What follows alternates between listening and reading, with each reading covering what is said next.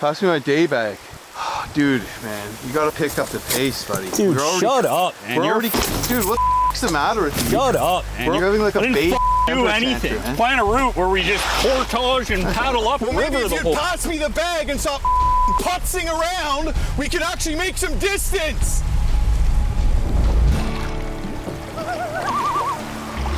This is Ted, I'm Jim, and this is my dog Buck. We've explored over 10,000 miles of the world's most brutal terrain. Now, we have a 2-week, 140-mile canoe trip in the Temagami backcountry. We're gonna go visit a friend of ours named Alex Matthias, who's an Aboriginal elder that lives in the bush. We got an incredible route coming up. Hopefully we didn't bite off more than we can chew. There's been some forest fires in the area. Hopefully we can stay clear of those. God willing, we should be done this trip in 15 days if all goes well. So basically our adventure is starting right now. We're just camped beside a beautiful waterfall here. Both Ted and I were really sore getting out of the tent this morning. Just feels like the back-breaking labor never really ends, but you know, at the same time, I feel like I'm having a great time out here. I'm getting exercise, I'm breathing the fresh air, I'm eating fresh fish, I'm looking at the scenery, and we went for a swim. Ted jumped in the falls and explored the falls and actually tucked his head under a part of it. Here we go!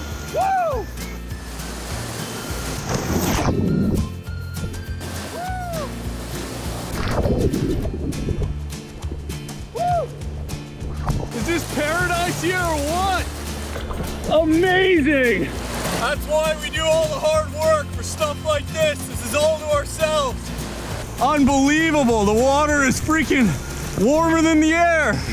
Ted sometimes seems to be moving a little more lackadaisically, which is funny because he's also the one who's the most worried about falling behind schedule. So I'm hoping that he can snap into a little bit of a faster mode here. Now we're heading down river, and this river kind of winds and turns a bit. Some quicker sections. We're gonna have a 750 meter portage, and then, you know, the upriver travel begins on a windy, twisty, fast flowing river to a creek, and then that creek is gonna be pretty much no water in it, the opposite of rushing. So try to make it as far as we can. Then we're also likely gonna have to track in the river on slippery rocks and pulling. Oh, so I also got a pretty bad headache coming on, so that's not too exciting. What are you gonna do, right? All you can do is push forward.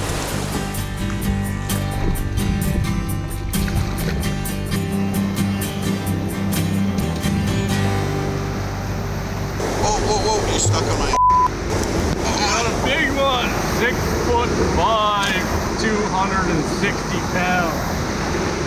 Now we've made it down river, and we start to go upriver now, starting with about an 800 meter portage. Not really looking forward to that. Let's get this underway and see how it goes. Just the banks of this river are super sandy, so it's only the tributary pouring in that really has any structure. I don't know if I can do this. Okay, come on, Buck. Jim, wait a sec. What? Wait up a sec. Ted's always just dilly-dallying around at the portage. It drives me crazy. What you wanted me to do? You're like, go there, do this. You're the one who's directing me.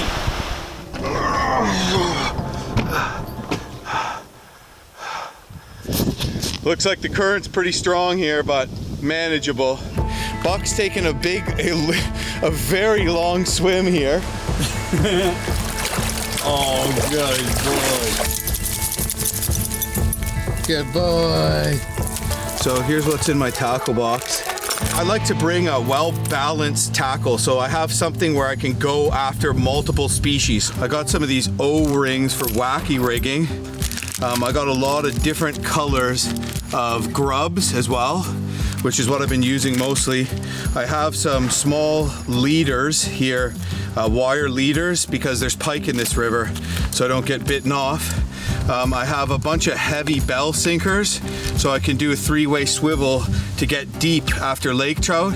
I'm sure the lake trout are down deep because the water's warm this year. And I'm a big spinner fisherman, so I got a lot of different MEP spinners, pike-like colors, and that's a fire tiger pattern, I believe. and one bob as well.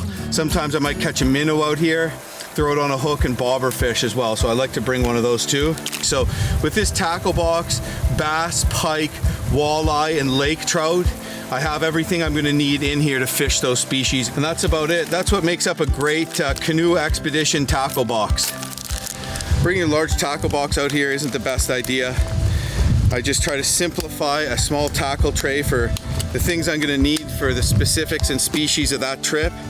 And then I duct tape a little handle with a clip onto it there. All right, well, looking forward to a fish dinner. Better get back on the river. Ready?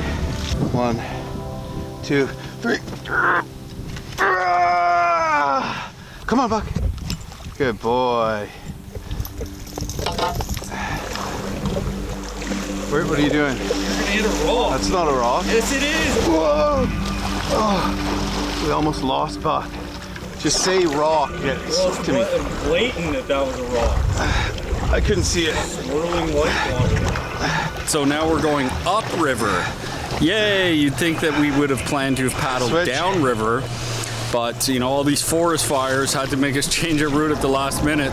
I really hope the current's not too strong here, but we definitely need to get the show on the road.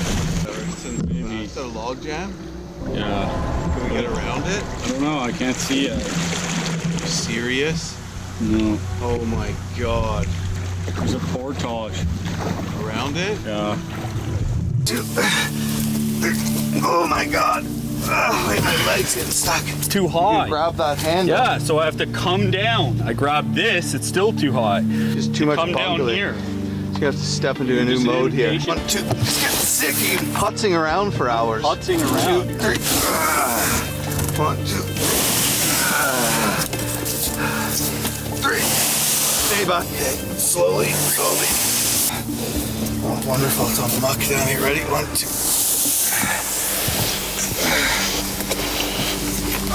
Alright, here, give me that. Pass me my day bag. Want your day bag? Oh, dude, man, you gotta pick up the pace, buddy. Dude, We're already- shut up, man. We're You're already, dude. What the matter with you? Shut up, man. We're having like a I didn't bait do temper anything. tantrum, man. Plan a route where we just portage and paddle up river the whole. pass me the bag and stop putzing around, we could actually make some More than enough, bud.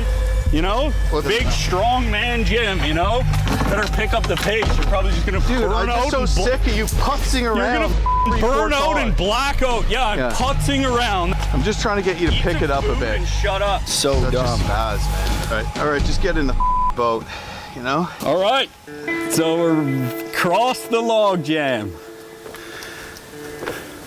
We got to be more like Buck. He's relaxed. Ted and I got in a huge blow up about whatever. I'm not exactly sure about where he put his camera or something. And he whipped my bag in, almost whipped it into the river to float down river, and was yelling at me about the trip I planned.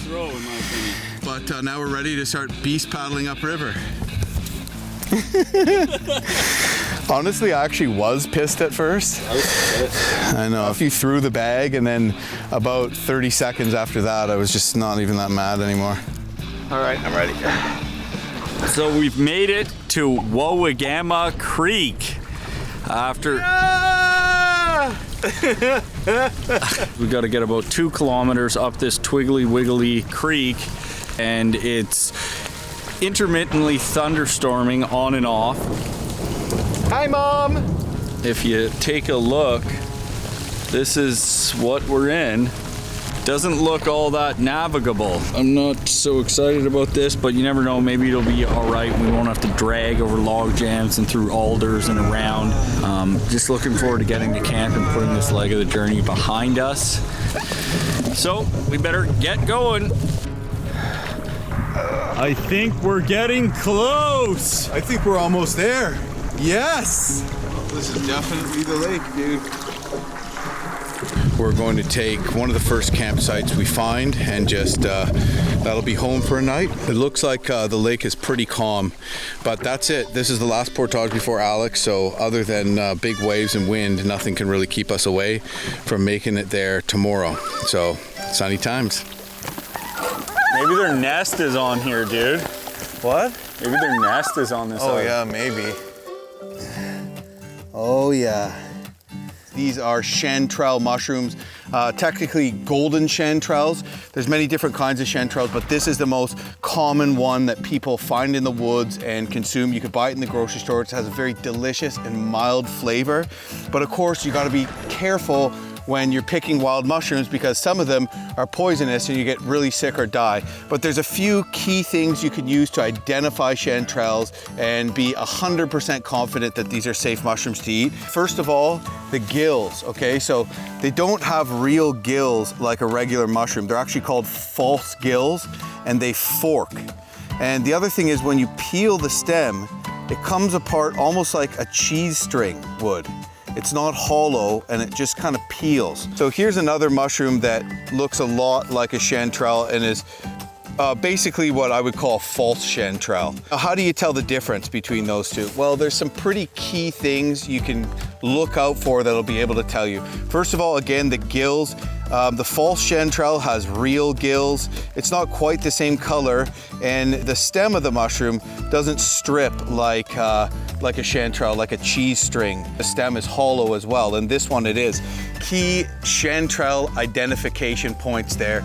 Learn those, and when you come across some of these beauties, you can pick them and just have an absolutely delicious little meal, sauteed with some fresh fish. And that's what Ted and I are gonna do tonight. It's gonna be awesome. Yeah! Dinner, baby! Yeah! I'm blind. Today was really tough. I woke up with a pretty bad headache and just pushing really hard all day, non-stop. And luckily we made it to camp right before dark. I'm exhausted after a hardcore day. Enjoy a bit of time drying out because I'm absolutely soaked. Luckily Jim's carrying the ball right now, which is super nice and helpful. I'm just encouraging them to try to take it easy and not do anything. So I'm gonna cook up this fish, it's gonna be delish. No, I'm gonna go eat. That's about it. So pretty awesome day, I guess, all in all, but still not over yet.